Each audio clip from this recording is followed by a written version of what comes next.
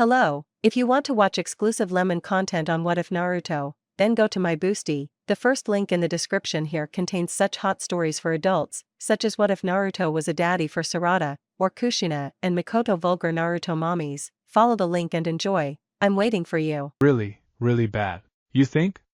Sakura shouted from behind the remains of a stone pillar, where she was sheltering with Kakashi. What the hell did you touch, Naruto? I didn't touch anything. I just read the scroll like we were supposed to. You read it out loud. How else was I supposed to read it? The mission had seemed simple enough when they'd started. Intelligence had discovered an old Uzumaki clan shrine deep in the land of whirlpools, untouched since the clan's destruction decades ago. As the last Uzumaki and the Hokage, Naruto had wanted to personally investigate, hoping to find scrolls or techniques from his mother's people. They'd found scrolls all right. Ancient ones, written in old Uzumaki script that Naruto could barely read. He'd been carefully translating one that seemed to be about sealing techniques when the words had started glowing. Before he could stop, the scroll had activated, drawing massive amounts of chakra from him and the surrounding area. Now there was a rift in space-time hanging in the middle of the shrine, getting bigger by the second. Can you close it? Kakashi called out, his Sharingan spinning as he analyzed the jutsu. I don't know how. Naruto formed a shadow clone and sent it toward the rift to investigate.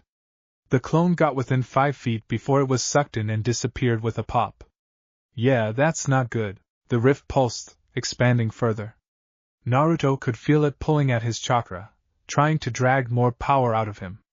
Whatever this thing was, it was connected to him now, feeding off his energy. We need to seal it, Sakura yelled. Before it tears the whole shrine apart. Naruto started forming hand signs for a sealing jutsu, one of the few his mother had left instructions for.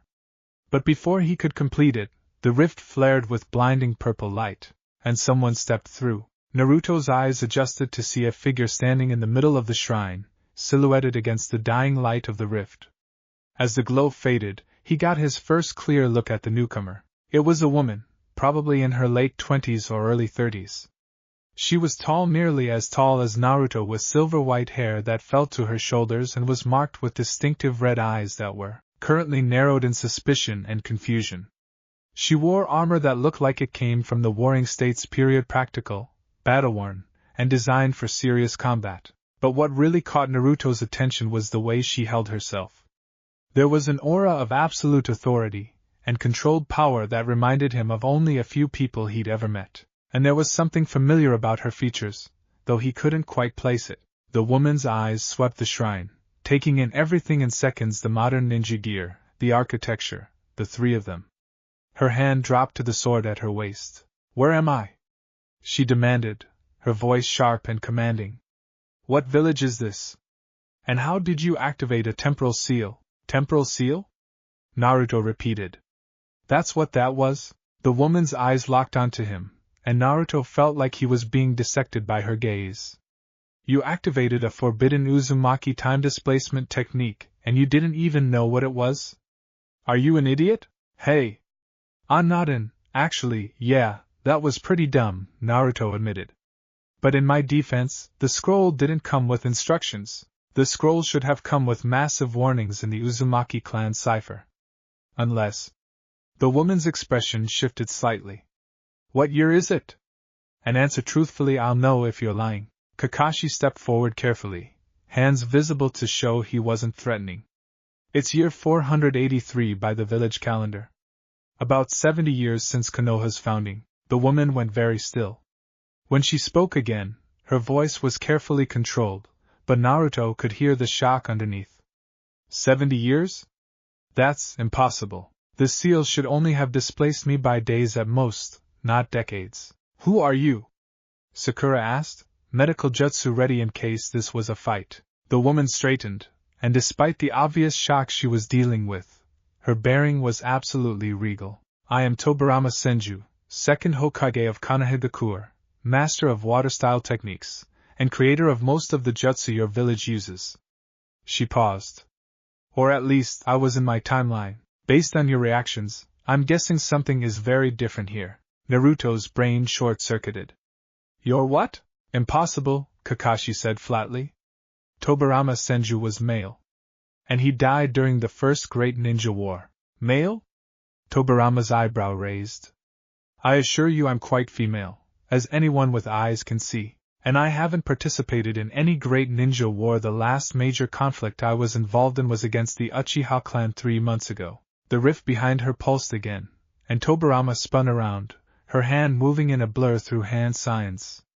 A barrier of water sprung up around the rift, containing it. That won't hold for long. We need to close this properly or it will continue to destabilize. How? Naruto asked, moving to stand beside her. Tobirama glanced at him, and something in her expression shifted. You're an Uzumaki. I can sense the clan's chakra in you. The seal activated using your bloodline, only you can close it. Great. How do I do that? Channel your chakra into the seal anchor there, that stone in the center, and reverse the flow. It should collapse the temporal rift and seal the technique again. Tobirama's water barrier was already starting to crack under the pressure. Quickly, Naruto didn't waste time arguing. He rushed to the stone she'd indicated, placed his hands on it, and pushed his chakra into it. The seal lit up with Uzumaki script, and he could feel the technique trying to resist him, trying to stay open. More power! Tobirama commanded, her barrier straining. Don't hold back. Naruto tapped into Kurama's chakra, letting the Biju's power flow through him. The seal responded immediately, the script glowing golden as it began to reverse. The rift shrieked an actual audible sound like reality tearing and then collapsed in on itself with a sound like thunder. Silence fell over the shrine. Naruto stumbled back from the stone, breathing hard. That had drained more chakra than he'd expected. Tobirama's water barrier dissolved, and she stood examining the now sealed stone with a critical eye. Well done, she said grudgingly. Crude technique, but effective. The seal should hold now. Thanks, I think? Naruto looked at her more carefully. Now that the immediate crisis was over, he could really see the resemblance to the pictures he'd seen of the second Hokage. Same distinctive features, same sharp intelligence in the eyes, same white hair. But definitely female, and apparently from some kind of alternate timeline.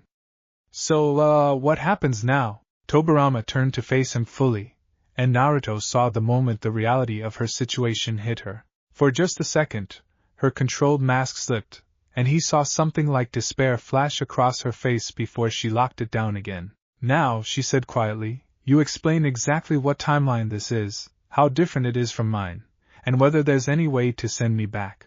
They relocated to Konoha, which was a whole experience in itself. Tobirama had said nothing during the journey, but Naruto saw her reactions to everything they passed. The developed roads, the way the land of fire had expanded and prospered, the obvious peace and prosperity everywhere. When they finally crested the hill and saw Konoha spread out below them, massive, modern, with the Hokage monument visible in the distance, she stopped completely. This is Konoha? She asked, her voice barely above a whisper. Yeah, Naruto said, trying to see it through her eyes. Pretty different from your time, I'm guessing? Different doesn't begin to cover it. When I left, we had barely 500 people and most of the buildings were still being constructed. This is... She trailed off, and Naruto saw her eyes go to the monument. To the 4 faces carved there: Hashirama, Tobirama, male version, Hiruzen, and Minato. Her hand clenched into a fist. My brother's dream came true. He actually did it. There was so much pain and longing in her voice that Naruto felt it like a physical thing. He wanted to say something comforting. But what could you say to someone who just discovered they'd been ripped away from their entire life and dropped in a future where everyone they knew was dead? Come on, he said gently. Let's get you somewhere you can sit down, and we can talk properly. They took her directly to the Hokage's office, avoiding the main streets.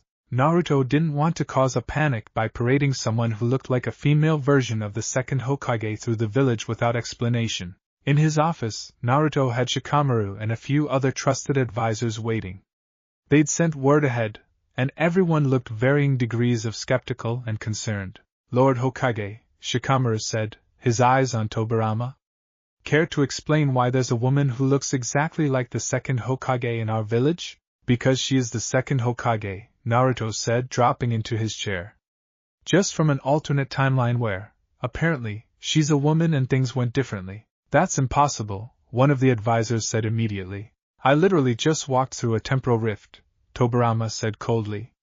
I assure you, impossible is relative. Now, someone explain to me what happened in this timeline. Start with my brother, is Hashirama alive? The silence that met that question was answer enough. I see. Tobirama's voice was perfectly controlled, but Naruto saw her hands clench.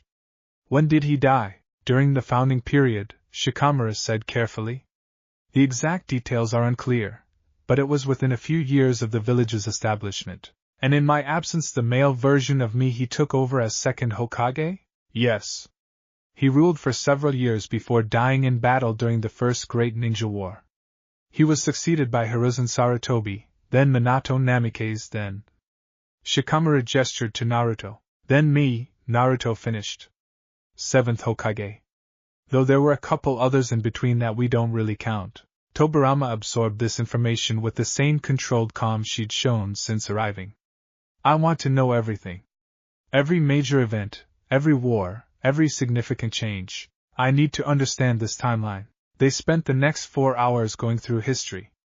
Tobirama listened to everything: the formation of the village, the various wars, the Uchiha massacre, which made her eyes narrow dangerously, the Akatsuki, the Forest Shinobi War, everything up to the present day. She asked sharp, pointed questions that revealed a brilliant strategic mind. She challenged assumptions, pointed out inefficiencies, and made observations that had Shikamaru frantically taking notes. By the time they finished, Naruto's brain hurt from trying to keep up with her. This timeline is significantly more violent than mine, Tobirama finally said. You've had 4 major wars in the span of 70 years. We'd barely managed to stop the clan conflicts in my time. What was your timeline like? Naruto asked, curious despite everything. Chaotic. The village was new, alliances were fragile, and we were constantly putting down rebellions and dealing with clans who resented the new order. Tobirama looked out the window at the village. My brother believed in peace and cooperation. I believed in strength and control. We argued constantly about how to build the village. Sounds familiar, Shikamaru muttered. The second Hokage of our timeline had similar conflicts with the first. I imagine so. Some things are probably universal. Tobirama turned back to them. Now let's discuss the important question: can I return to my timeline? Shikamaru and Naruto exchanged looks. We'll need to research it, Shikamaru said carefully. The Uzumaki clan's sealing techniques are mostly lost, and temporal jutsu are legendary for being unpredictable. It could take months or even years to figure out how to safely send you back. And that's assuming it's even possible, Naruto added. The seal might have been one way only. Tobirama was quiet for a long moment. I see. Then I'm stranded here. Not stranded, Naruto said quickly. You're a guest. A very honored guest. We'll give you a place to stay, resources, anything you need while we research the technique. And in the meantime? In the meantime, you're in Konoha. You're safe here. Naruto smiled at her. I know this isn't your home and everyone you knew is gone, but this is still Konoha. Your brother's village. It's not the same as your timeline, but it's still the place you helped build. Tobirama looked at him for a long moment, those red eyes studying his face like she was trying to figure him out. You're unusually optimistic for a Hokage. Yeah, I get that a lot. But I mean it will help you however we can. Why? You don't know me. For all you know, I could be a threat to your village. Are you? No. But you have no way of knowing that. Naruto shrugged. Call it instinct. You just watched us lay out 70 years of history, including all our secrets and vulnerabilities. If you wanted to hurt us, you've got plenty of ammunition now, but instead you asked about research to go home? That tells me you're not a threat. That's remarkably poor security practices, maybe. But it's also how I've made most of my friends, by trusting them first, and letting them prove they're trustworthy. That's insane. That's Naruto, Shikamaru said dryly. Get used to it. He's been doing things the hard way his entire life, and somehow it always works out. Tobirama shook her head, looking somewhere between impressed and exasperated. Fine. I'll accept your hospitality while we research a way home. But I want to be useful. I'm not the type to sit idle. Put me to work. Seriously? Naruto perked up. Because I could really use help with some of the administration stuff. Shikamaru handles most of it, but there's always more. No, Tobirama said firmly. I'm a shinobi and a tactician, not a paper pusher. Give me something that uses my actual skills. We could use someone with your expertise in jutsu development, Shikamaru suggested. Our research division is always working on new techniques. That's acceptable. I also want access to your library and archives. Understanding this timeline fully will require extensive reading. Done and done, Naruto said. Shikamaru, can you set her up with an apartment, and get her credentials for the archives? Already on it. Shikamaru stood up. Lady Tobirama, if you'll follow me? Tobirama stood as well, then paused and looked back at Naruto. Thank you.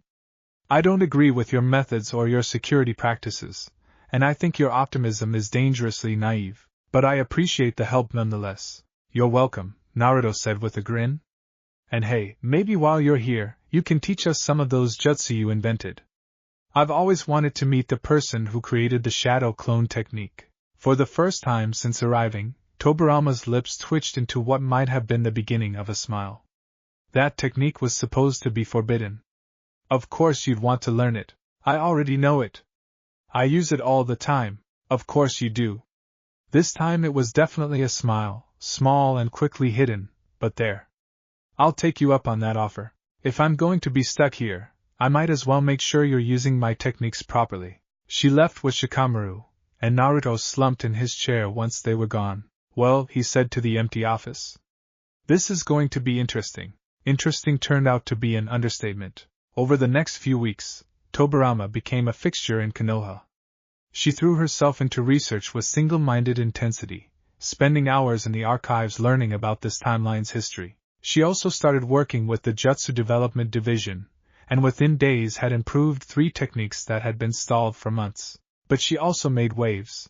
Tobirama didn't believe in sugarcoating things or playing politics. When she thought something was inefficient, she said so. When she saw a policy she disagreed with, she challenged it directly. She criticized the Academy's curriculum, questioned the ANBU's organizational structure, and had very strong opinions about how the village council operated. Naruto found himself in constant debates with her. The integration policy for former enemies is too lenient, Tobirama said during one meeting, arms crossed. You're allowing Oto and Kyumo ninja into the village with minimal oversight. They're allies now, Naruto countered. The war is over. We need to move forward together. Alliances shift. Today's friend is tomorrow's enemy. You should maintain surveillance and control measures. That's not how you build trust. Trust is a luxury during peacetime and a liability during war. You should always be prepared for betrayal. That's a horrible way to live. It's a realistic way to lead. They argued constantly about policy, about history, about the very nature of what it meant to be Hokage. It drove Shikamaru crazy because they'd get so caught up in their debates that actual work would grind to a halt. But despite the arguments, Naruto found himself looking forward to their conversations. Tobirama was brilliant, challenging every assumption he made and forcing him to really think about his decisions. She didn't agree with him on much, but she respected his positions and engaged with them honestly. And slowly, very slowly, he started to see past her cold exterior. He noticed that she always stayed late at the archives, reading by lamplight long after everyone else had gone home. He saw the way her expression softened when she read about Hashirama's accomplishments, even as pain flickered across her face. He caught her sometimes standing on the Hokage monument, looking out over the village with an expression of longing so intense it hurt to see. She was lonely. Desperately, achingly lonely. Stranded in a world where everyone she'd ever known was dead, where she was a relic from another timeline, where even the version of herself that belonged here had died decades ago. One evening, Naruto found her on the monument again, sitting on the head of the male Tobirama statue. That's kind of weird, you know, he called up to her. Sitting on your own head. It's not my head. It's the head of whoever existed in this timeline. But she didn't tell him to go away, which Naruto took as progress. He jumped up to sit beside her, looking out over the village. The sun was setting, painting everything in shades of orange and gold. Do you think about going back? He asked quietly. Every day. Every hour. Tobirama's voice was soft, lacking its usual sharp edge. This isn't my world, Naruto. It's similar, but it's not mine. My brother is dead here. The village I helped build exists, but it's not the one I left. I'm a ghost haunting a future that isn't mine. That sounds really lonely. It is. She looked at him, and for once her eyes weren't guarded. You're the Hokage.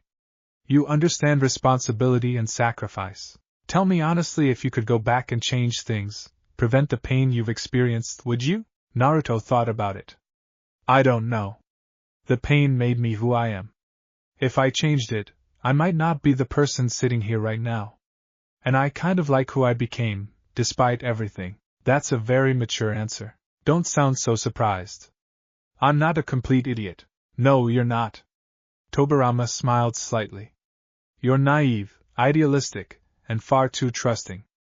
But you're not an idiot. You genuinely care about people, even ones who probably don't deserve it. Everyone deserves someone who cares about them. See, that's exactly the kind of naive statement I'm talking about. But there was no real criticism in her voice. Though I suppose it's that same naivety that makes you a good Hokage. You believe the best in people, and sometimes they rise to meet those expectations. They sat in comfortable silence for a while, watching the village below come alive with evening lights. We'll figure out how to send you back, Naruto said eventually. I promise. We've got the best researchers working on it, and I'm helping too when I have time. I know you're trying. I appreciate it, even if I don't always show it. Tobirama stood up, brushing off her clothes. But Naruto? Even if you do find a way, I'm not sure if I should take it. What? Why not? Because the village I left was struggling. We had constant conflicts, uncertain alliances, and my brother was running himself into the ground trying to make peace with everyone. If I go back, I return to that chaos. But here. She looked out over Konoha, thriving and peaceful. Here, my brother's dream came true.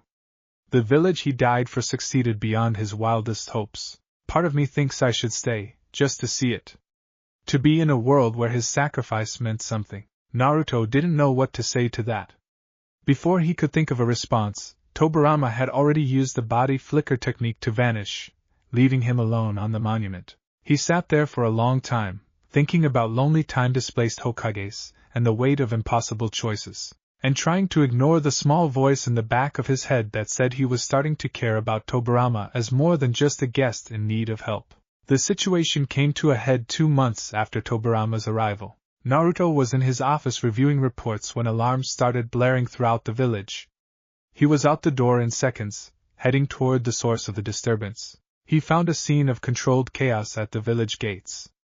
A group of rogue ninja, at least 20 of them, had somehow slipped through the border patrols and were attempting to fight their way into Konoha. They were strong too, using coordinated attacks that spoke of serious training, but they were losing, because Tobirama was there. Naruto stopped to watch as she moved through the attackers like water, her techniques flowing seamlessly from one to another. She used the Flying Thunder God technique. Apparently she'd invented that in her timeline too, to teleport around the battlefield, striking from unexpected angles. Her water-style jutsu were devastating, and her taijutsu was efficient and brutal. Within 5 minutes, all 20 attackers were disabled and being restrained by ANBU, who'd arrived as backup.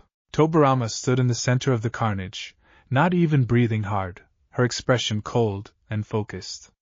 She looked every inch the legendary shinobi her reputation claimed she was.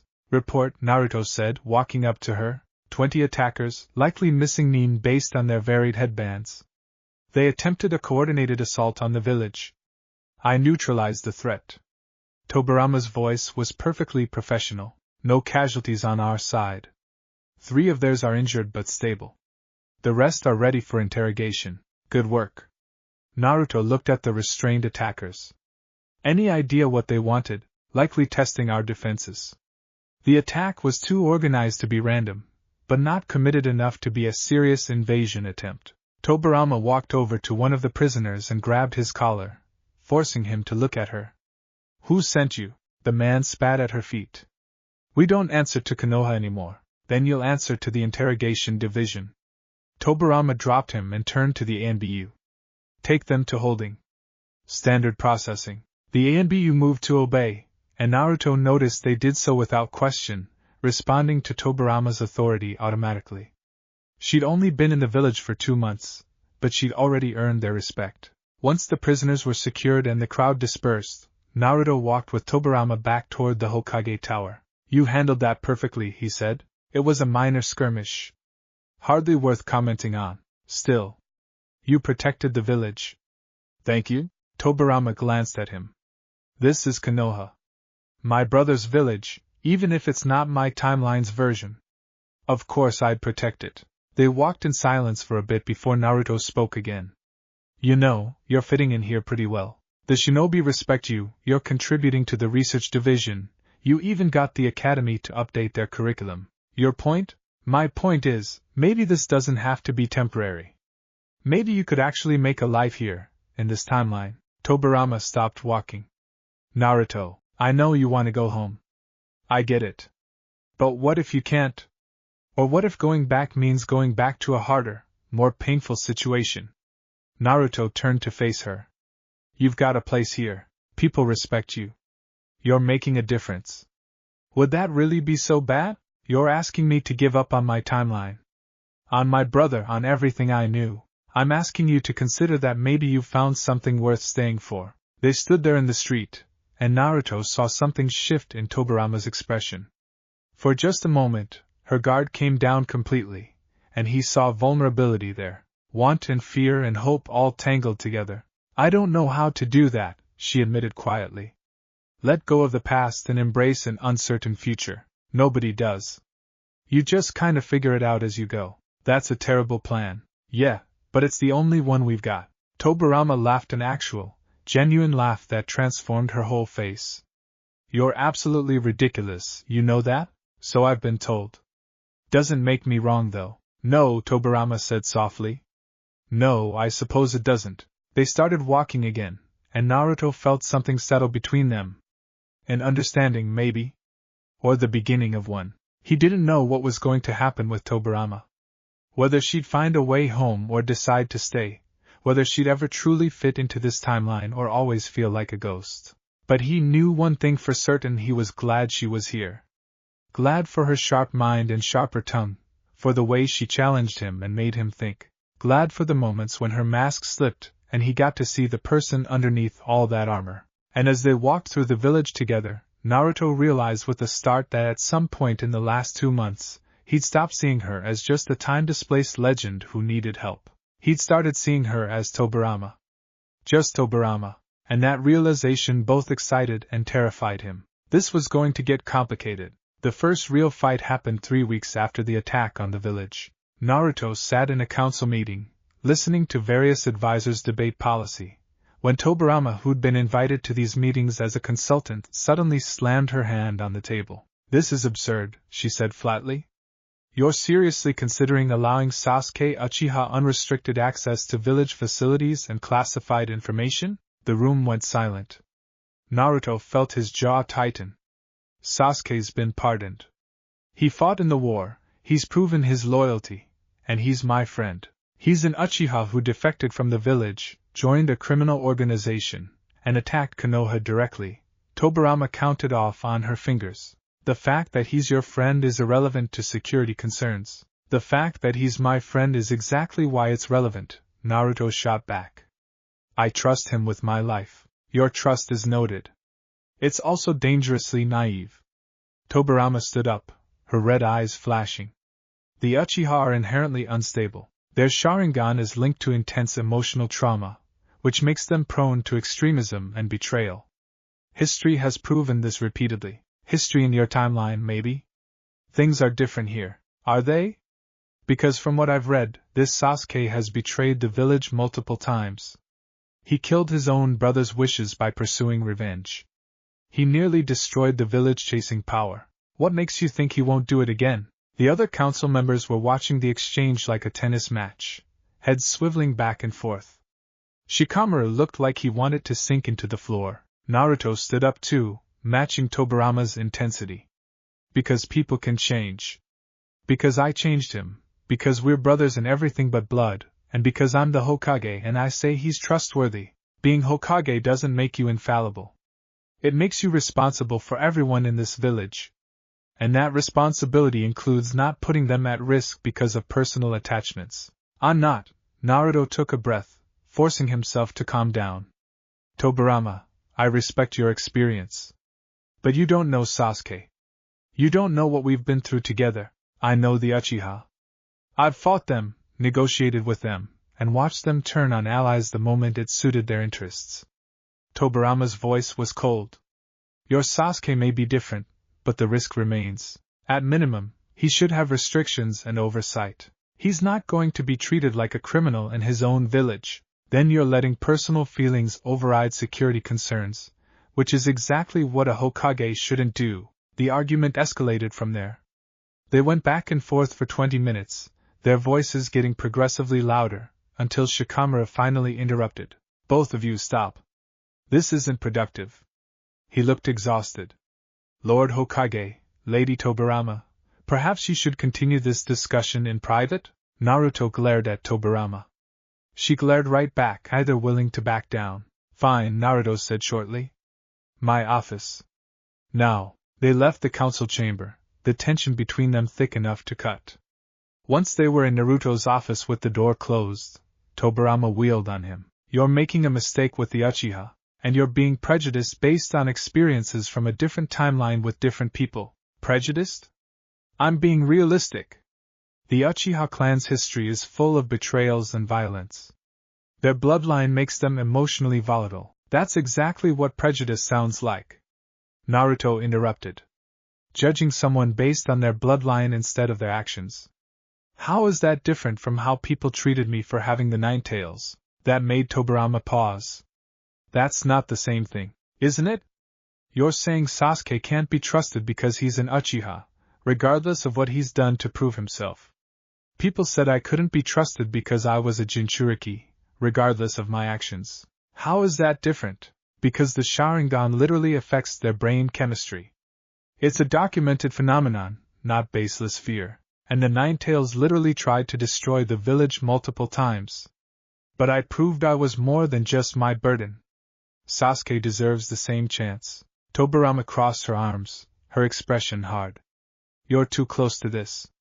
Your friendship is blinding you to legitimate concerns, and your bias against the Uchiha is making you see threats where there aren't any.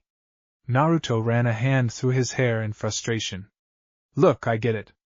In your timeline, things went badly with the Uchiha, but here, we have a chance to do things differently. To not repeat old mistakes. By ignoring the lessons of history? By not being prisoners to it. They stared at each other, both breathing hard, either willing to concede. Finally, Tobirama spoke in a quieter voice. What happens when he betrays you again, Naruto? What happens when your trust gets people killed? It won't. I know him. You can't know that. No one can predict the future with certainty. Maybe not. But I can have faith in the people I care about. I can choose to trust instead of living in constant fear of betrayal. Naruto met her eyes. That's the kind of Hokage I want to be, not one who rules through suspicion and control, but one who leads through trust and belief in people's potential. That's a beautiful sentiment.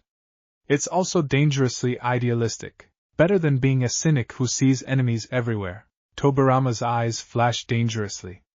I am not a cynic. I'm a realist who's seen what happens when leaders are too trusting. My brother's trust nearly destroyed everything he built, and my trust saved the world. Naruto shot back. I trusted Sasuke to make the right choice in the end, and he did.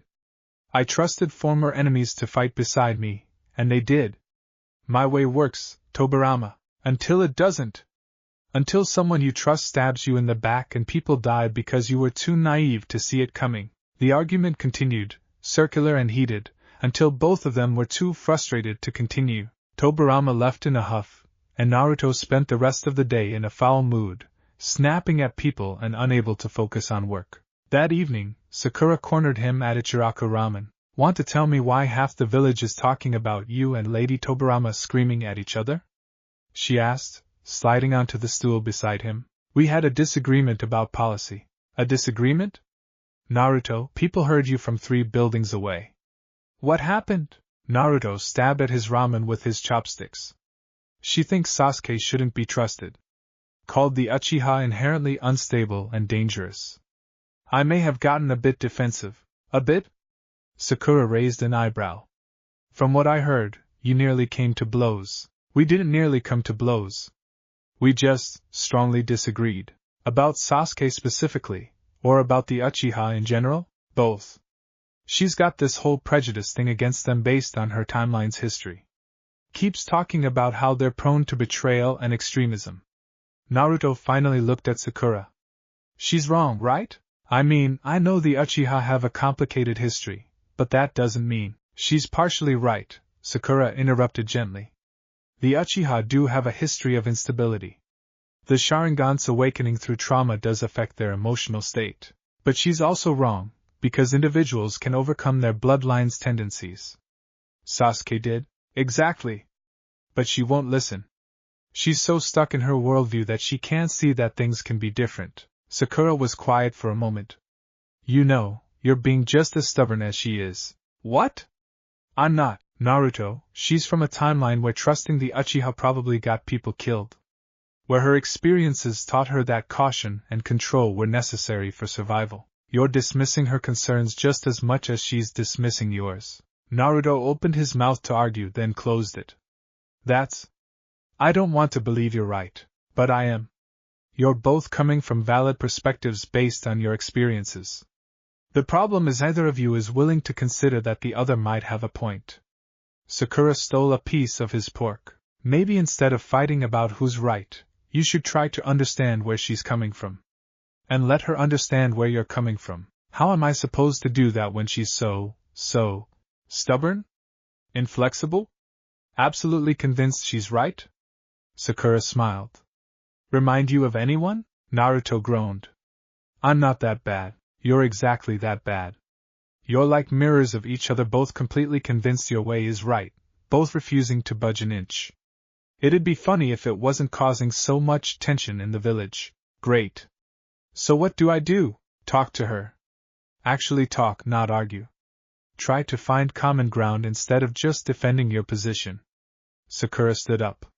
And maybe consider that you're both right in different ways. Sometimes the best answer is somewhere in the middle. Naruto took Sakura's advice. Sort of. He found Tobirama that evening in the archives, surrounded by scrolls and books like usual.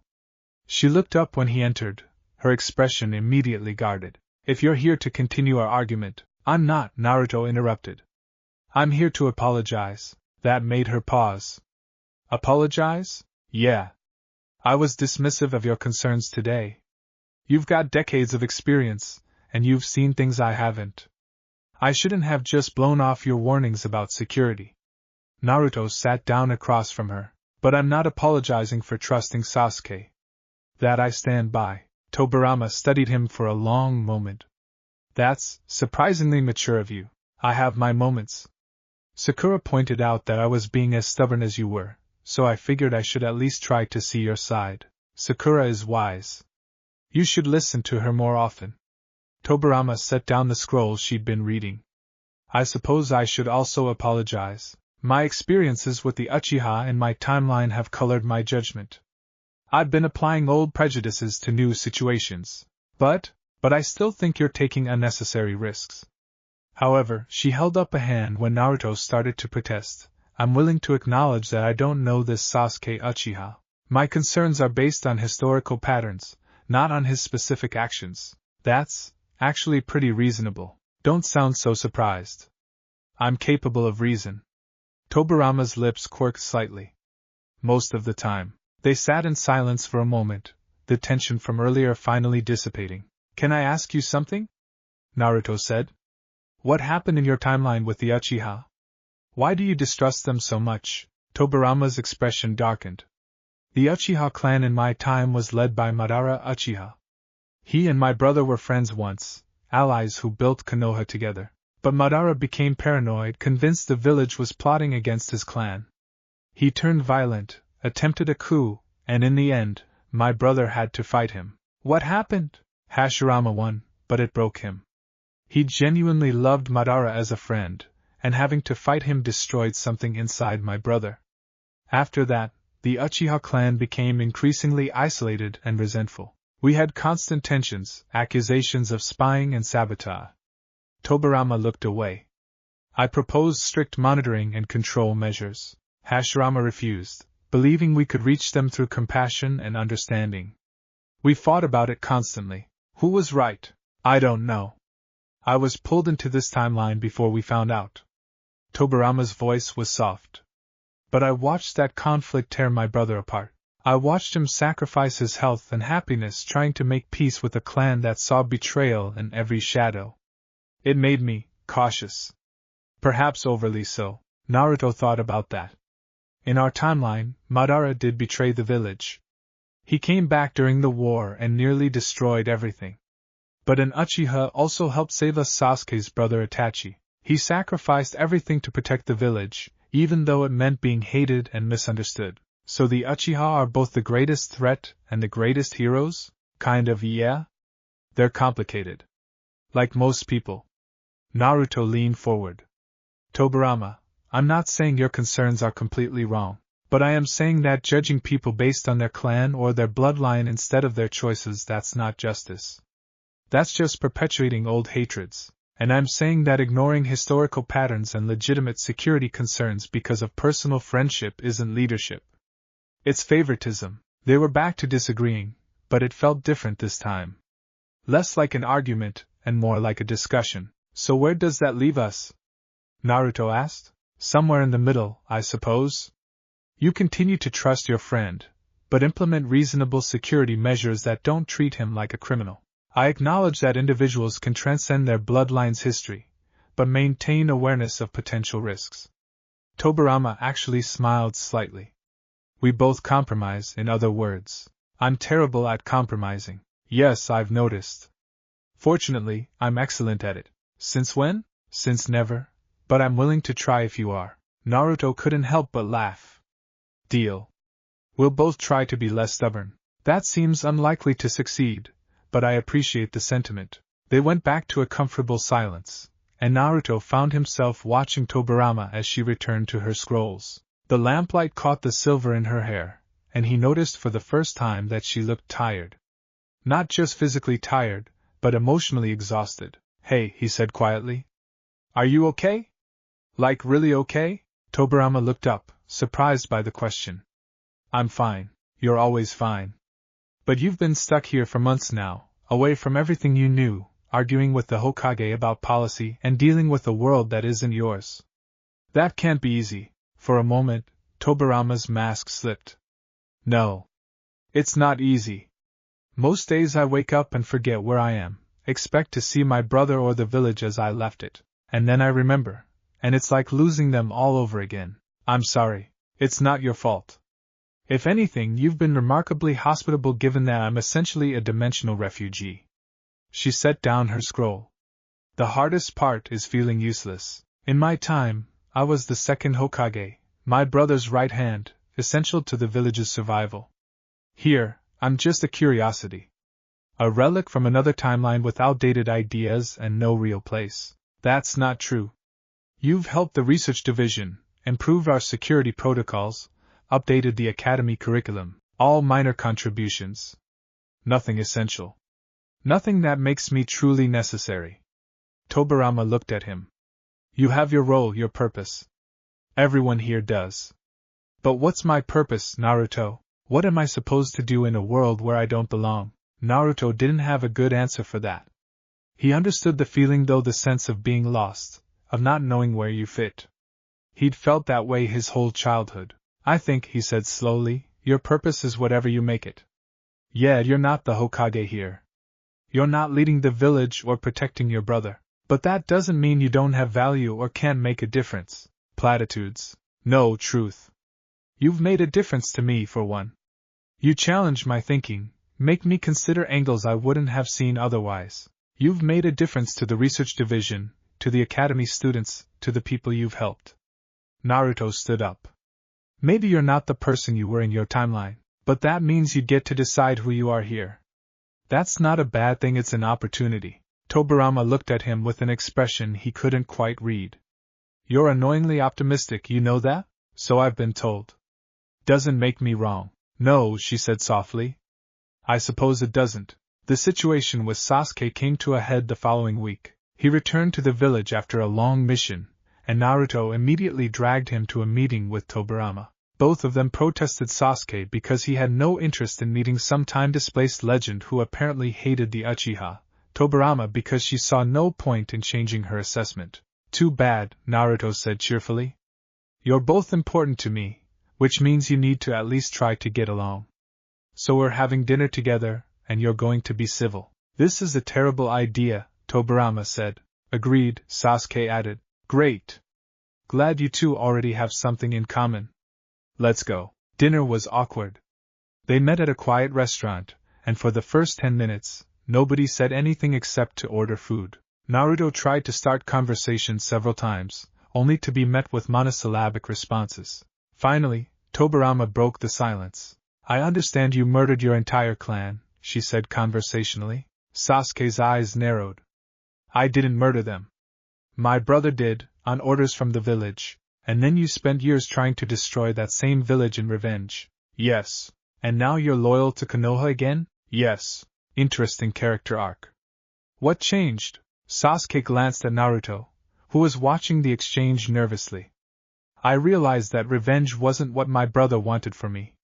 That destroying Konoha would dishonor his sacrifice. And I had an idiot blonde who wouldn't give up on me, no matter how many times I tried to kill him. Hey! Naruto protested. I prefer loyal friend to idiot blonde. You can be both, Sasuke said dryly. Then he looked back at Tobirama. I know what you think of the Uchiha. Naruto told me about your concerns. You're not entirely wrong, our clan does have a history of instability and betrayal. But we're also capable of incredible loyalty and sacrifice when we find something worth protecting. Like your brother. Like my brother, Sasuke agreed. He was an Uchiha who chose the village over his clan.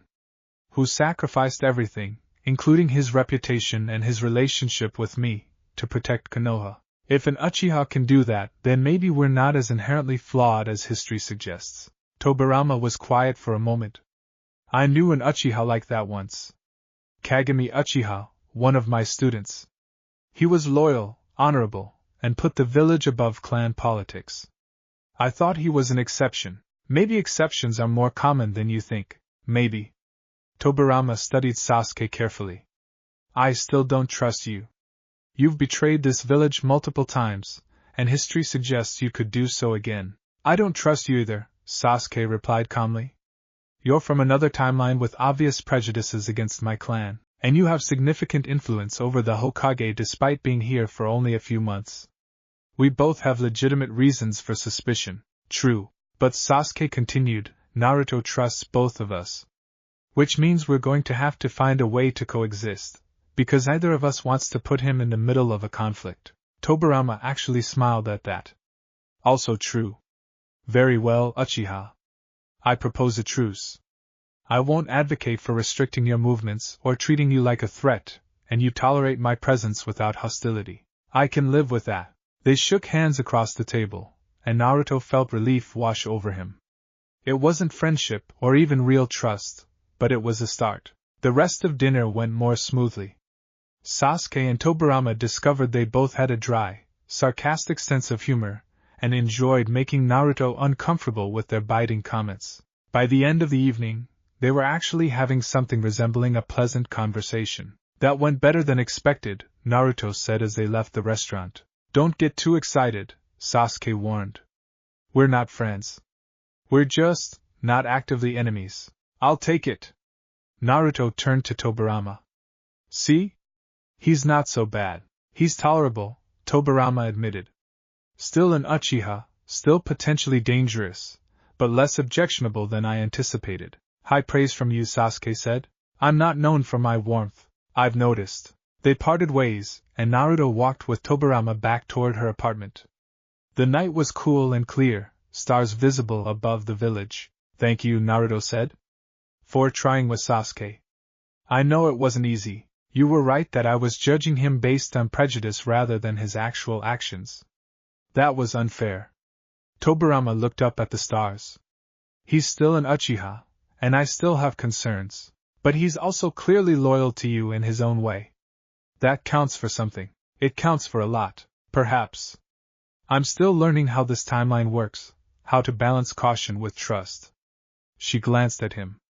You're a good teacher, even if your methods are unconventional. Was that a compliment? Don't let it go to your head. Naruto grinned. Too late. I'm telling everyone that the legendary Tobirama Senju called me a good teacher. I'll deny it. Doesn't matter. I'll know the truth. Tobirama shook her head, but she was smiling. They reached her apartment building, and she paused at the entrance. Naruto, about our argument earlier this week. I've been thinking about what you said, about not being prisoners to history. You might have a point. Might? Definitely have a point, she corrected. Change is necessary for growth. I've been so focused on preventing past mistakes that I haven't considered new possibilities. That's not productive. Does this mean you're going to stop being so suspicious of everyone? Absolutely not. Healthy suspicion is good leadership. But I'll try to temper it with your optimism. Find a balance. She smiled. We'll keep arguing, I'm sure. We're both too stubborn to avoid that. But perhaps we can argue productively instead of destructively. I can work with that. Tobirama held out her hand. Partners in trying to be less impossible? Naruto shook her hand, feeling the calluses from decades of combat training. Partners. As he walked home that night, Naruto reflected on how much had changed in just a few months. Tobirama had gone from a hostile stranger to someone he genuinely respected and enjoyed spending time with. They still disagreed on plenty of things, but those disagreements felt productive now instead of destructive, and if he was starting to look forward to their arguments,